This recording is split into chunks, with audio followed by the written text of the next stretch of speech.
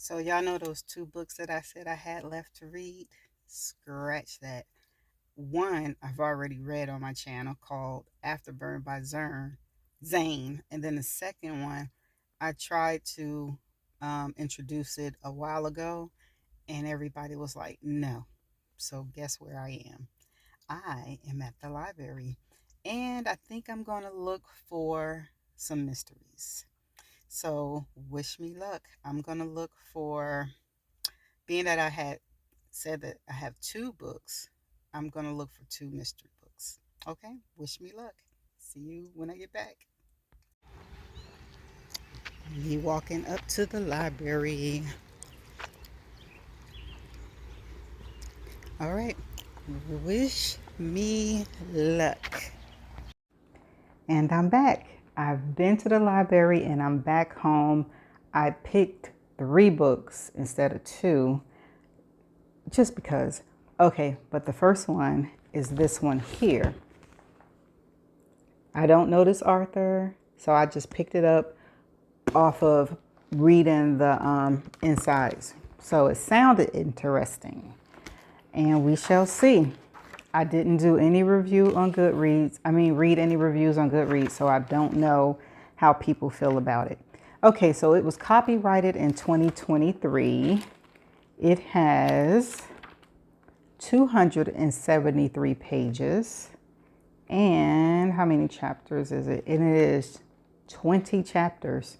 So does that mean these chapters are long? Let me see real quick before I start reading chapter one. Okay, what's this? Okay, so that kind of looked like a prologue. Yeah. Okay, so chapter one isn't long. Okay, you ready? I did it for you. Ludlow, Kansas. She turned at dusk just as the sun was sinking into red fire, drove straight into town and took a right on Elm, rolling through the stop sign the way she always had. She was older now, her face thinner, eyes guarded, but instantly recognizable, even after all these years. Ludlow never forgot its own. The first call came from Miss Allard, who looked up from raking her last pile of leaves in time to see the car sail past. She's back, she told Chet after she rushed inside, cell phone clutched hard in her hand. About time, too. I'm sure she had her reasons for staying away, Chet said, and Mrs. Allard huffed. Typical. Chet always had a soft spot for Greer Dunning. They all had, truth be told, especially after the murders. How could they not, when there was no way to avoid seeing how hard her sister's death had hit? At first, all Greer's grief spewed outward in frantic claims that the police had missed something, that there had to be more to the story. She stopped anyone who would stand still long enough to listen, hands plucking at sleeves, wide eyes imploring, begging to be believed, even as all the evidence said otherwise. And then, as the weeks passed and it became clear the police had the right man and he acted alone, they watched as she drew into herself, turned quiet and wary as something closed off in her, tightened up like a hard shell. She became unknowable. And over time, people stopped trying because Ludlow only liked secrets it could eventually pry loose. After Mrs. Allard hung up, Chet spread the word. One call turned into 10, then 10 multiplied into 30. The news winding its way through town, easing under doors and over backyard fences.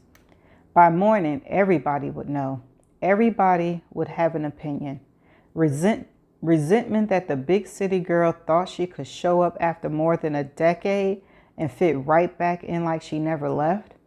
Compassion at the thought of her returning home, maneuvering around her parents who given up a long time ago. Jealousy that no matter the reason behind it, at least she managed to get away. Hope that this time things would be different. And above and around and through it all, Ludlow listened, breathed, and remembered. Back to a time when the Dunning sisters rode their bike down the middle of the street, pigtails flying, ate corn dogs on the 4th of July wearing matching dresses spangled with stars, grew apart as the years passed, robbed of the chance to ever stick back together. It watched her make the final turn onto her street, slide her car up to the curb, and turn off the engine.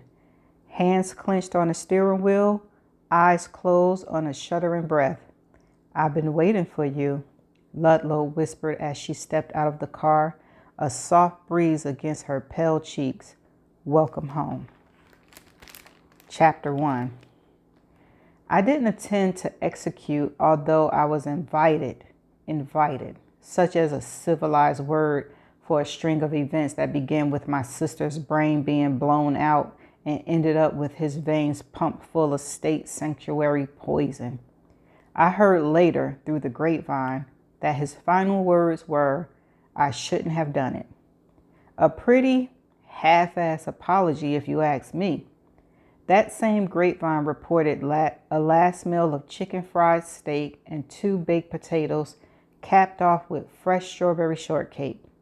I wondered for a long time if it had been the kind made with biscuits or the kind made with angel food cake. Those were the type of pointless details my mind snagged on to keep it from having to think about uglier ones. Like how long it took him to die. 12 minutes, for the record. I wish that brought me some pleasure, or at least some pleasure than it does. After he was gone, I put him away. Did my best to shove him into the cobwebby corners of my mind where I stored most of my memories about Eliza and that long, sultry summer before she died. And then my father called, left a rusty voice message that I had to strain to hear, bourbon breath boiling through the phone. "It's happening again, Greer," he said, a noise that might have been a sob, might have been a cough. "He did it again." I got the details off of the internet, not from my father, an unreliable source on even his best days, of which there were few.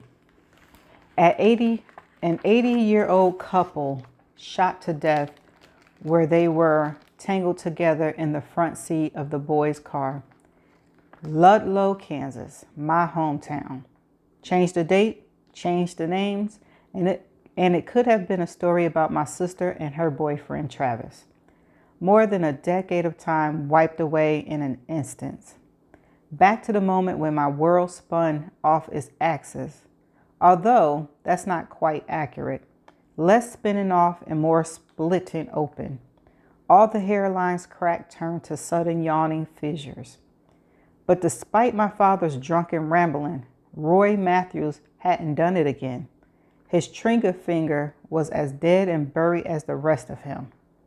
These were 2 other kids. These were 2 different murderers.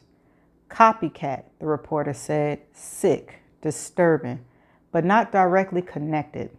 And yet it felt like someone reached out to me, opening the door, waiting to see if I would walk through. A whisper slithering out of the dark. "Come back. Leave it alone," I told myself every night as I took long, tepid baths trying to escape the lingering late summer heat. "Leave it alone," I whispered under my breath as I poured a glass of wine with dinner. Glass, singular.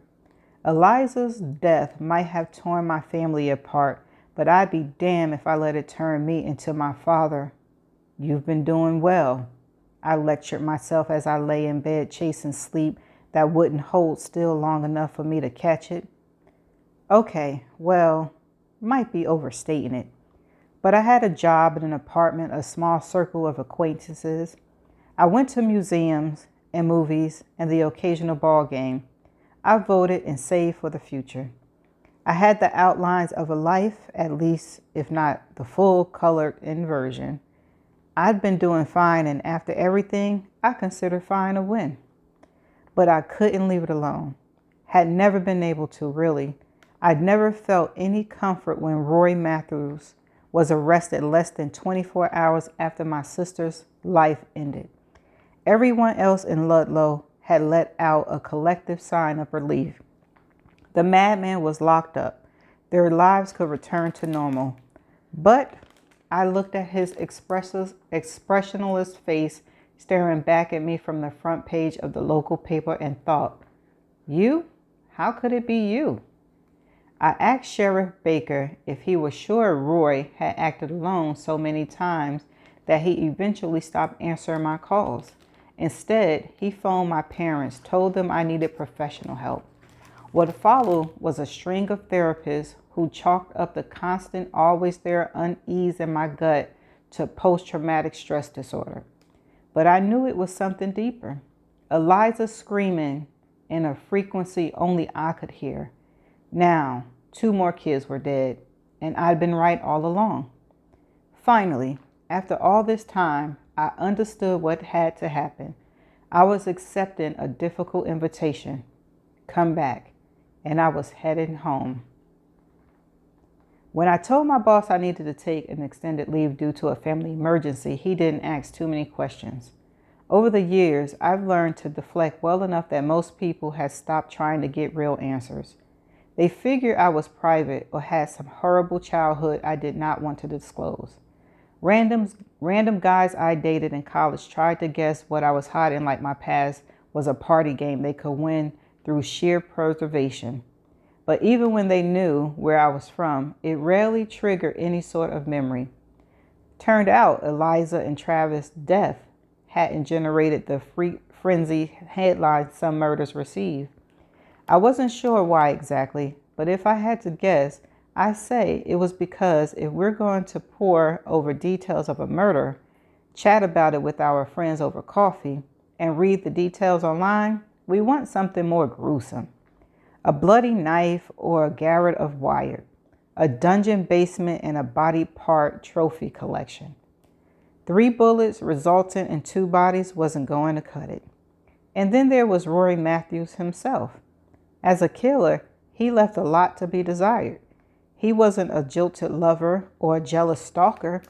He didn't even know Eliza or Travis, had never spoken so much as a word to either of them as far as anyone could remember. He wasn't charismatic or sly or even crazed. He was just an angry at the world, not too bright 18-year-old with a bloodstream full of booze and a gun burning a hole in his pocket. Well, Mr. Goss said after I finished filling out the paperwork, I hope everything turns out all right, and you're back with us soon. The kids are going to miss you. I'm a middle school guidance counselor, tasked with helping 7th and 8th graders navigate the choppy waters of adolescence, trusted to steer them through potential emotional landmines and emerge safely on the other side, stronger and wiser, and hopefully with minimal lasting damage. Most days, though, I was simply treading waters, trying to save them from drowning when I could barely stay afloat myself. It's okay to laugh at the irony. God knows I do. It didn't take me long to pack for my trip. No pets I had to farm out to willing neighbors. No plants to force to friends while I was gone. For that matter, no friends I needed to leave with hugs and promises to keep them posted.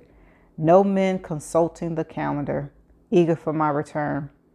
Other than my colleagues who I joined a few times a year for after-work beer, I didn't have any attachments in Chicago.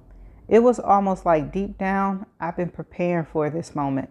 The day I would need to drop everything without a backward glance and rush home.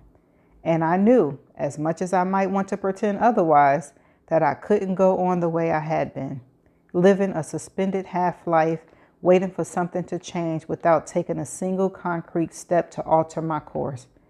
Now, with the familiar lines of US 75 laid out in front of me, underneath the uncertainty and the fear, there was pulsing veins of relief.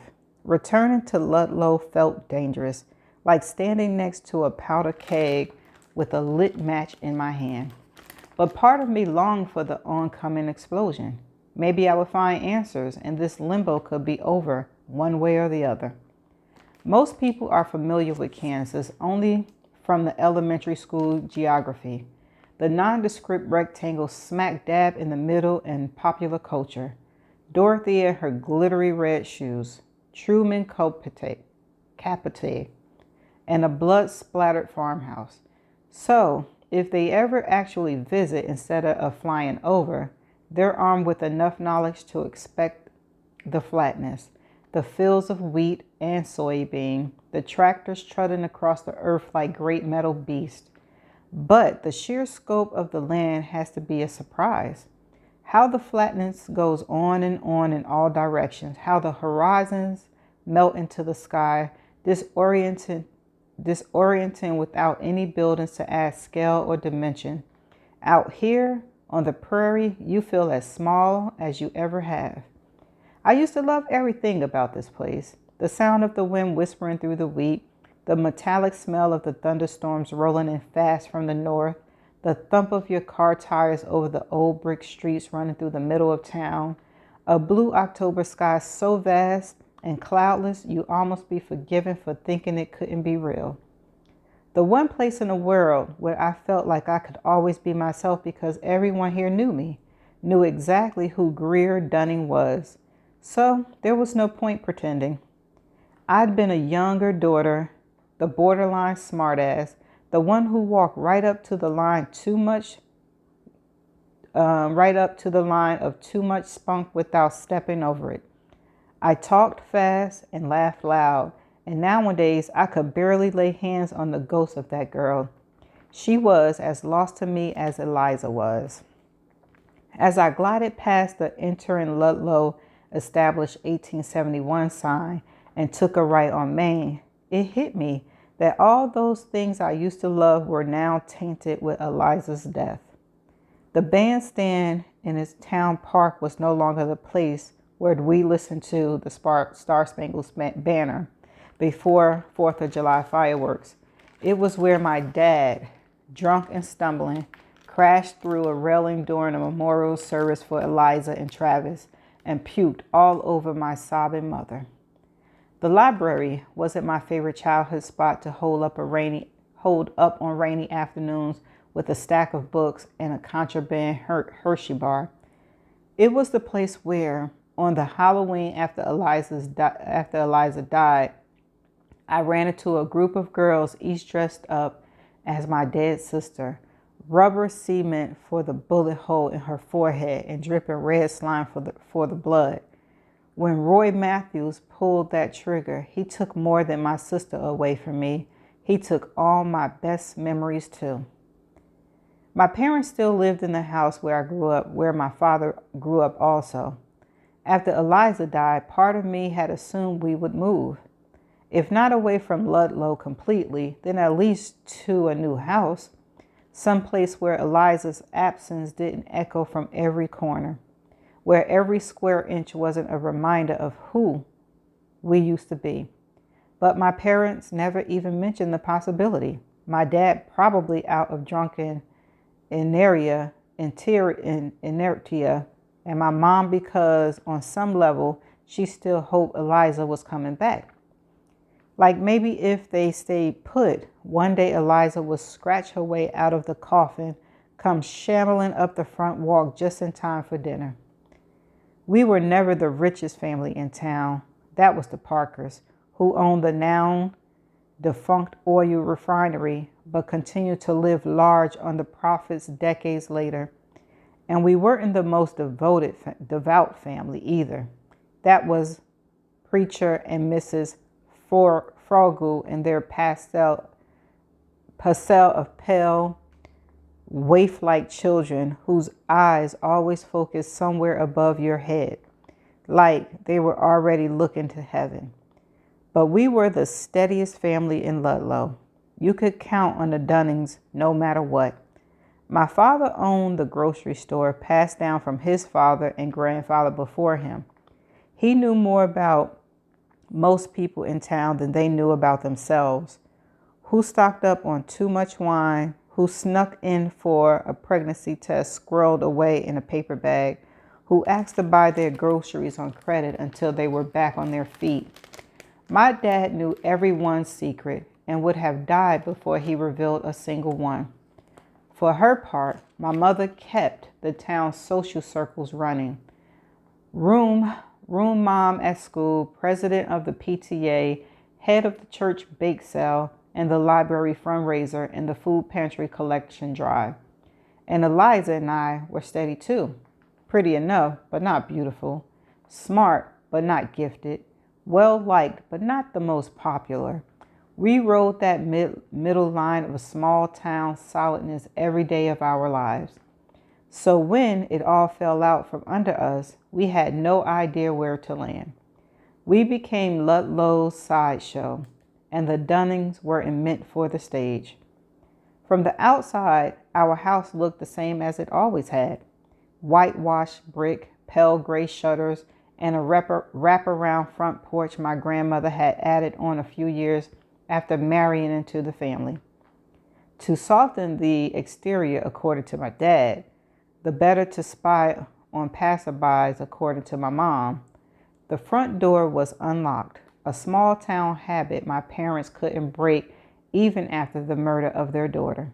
The house might have looked familiar, but it didn't smell the way it had during my childhood. Chocolate chip cookies, a roast in the oven, faint cigar smoke from my dad's Sunday afternoon guilty pleasure. The only scent now was bleach, strong enough to make my eyes water. After Eliza's funeral, my dad picked up a bottle of bourbon and my mom picked up every cleaning product known to man.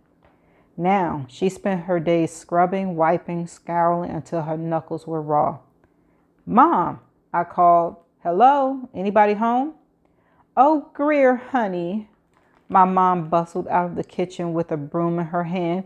"You're here. I can't believe it." I dropped my duffel bag on the floor. "I'm here." I avoided looking to my right, where I knew the giant framed portrait of Eliza and me still took pride of place on the foyer wall. Teenagers, trapped under glass, safe and alive, and forever smiling. A constant, painful reminder of what we'd lost, like a splinter buried too deep for removal. My mom took a step forward, gave me an awkward one-arm hug. My first instinct was to flinch backwards. It had been years since she touched me this way. Before Eliza, she'd been a woman of kisses, shoulder rubs, hugs when we passed in the hall. It felt like I spent half my childhood shrugging her off of me. But after Eliza, she avoided contact, never reaching for me, eyes always focused a little to the side of my face, as if looking at me, acknowledged me. Would be tempted fate. Her rejection of me a way to tell the universe there was nothing to see here.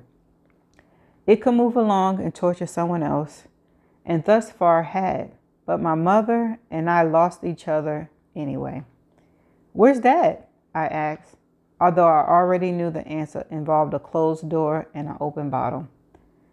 The broom swept past me, picking up invisible dirt I tracked in upon arrival. "Resting, I think. He'll be down for dinner. Why don't you go get settled? We'll eat in half an hour." My room had been repainted since I'd last been here 12 years ago, Christmas of my freshman year in college, a short 3 days that had stretched on like eternity.